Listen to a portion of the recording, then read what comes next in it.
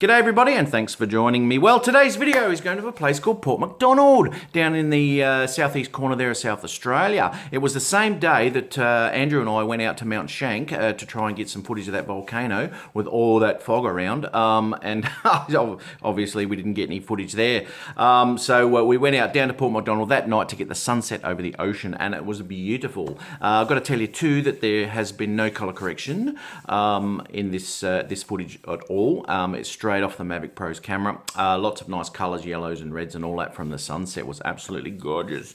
So please grab your PJs, pop your slippers on, make a nice hot chocolate and enjoy the video here I have of Port Macdonnell, and I shall see everybody on the next one. Ciao.